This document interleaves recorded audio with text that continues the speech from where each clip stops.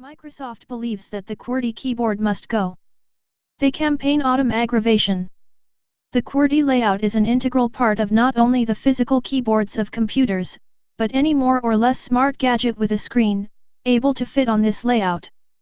We are so used to this kind of keys that is not present other ways of entering information, especially when it comes to large quantities. But Microsoft has very specific views on this, and one of the directors said in an interview, the old layout needs to go back in time as outdated design. Dave Coplin, one of the executive directors and engineers Microsoft Cortana, announced in the edition of the Evening Standard that he expects Qwerty keyboards.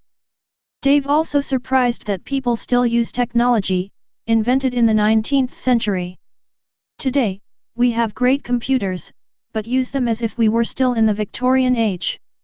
The Qwerty keyboard is a great example of how old technologies are used in modern technologies. They do not evolyutsioniruet and we still use it. Microsoft is now investigating technologies like voice input and recognition of gestures or facial movements that can make the standard keyboard outdated and obsolete. Coplin added that at one point in the near future, computers will be smart enough to act on behalf of the user, and daily interaction with computers will involve the whole body, including gestures, eyes, and other movements. The engineer also touched on the topic of the chatbots. In his view, these technologies will become more popular and will reduce the time that users spend on various actions. We are faced with the fact that artificial intelligence will take on much more. Bots will know who you are, who your family is, what you love to do, what places you like to visit, and so on.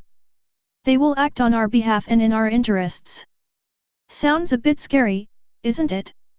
Although from the mouth of Dave Coplin the idea of using AI sounds like a good idea, practice has shown that the world is not really ready for widespread use of most of these bots.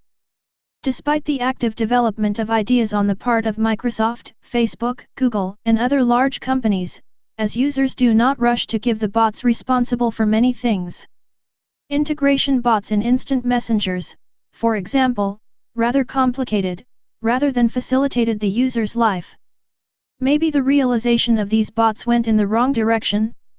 As for the keyboard, the familiar Qwerty layout became so native and comfortable, especially for those who are able to quickly touch type and 10 fingers, that it's hard to imagine her leaving. Why fix something that's working well? Yes, the best is the enemy of the good. But while it is difficult to imagine anything more comfortable than a good Qwerty keyboard.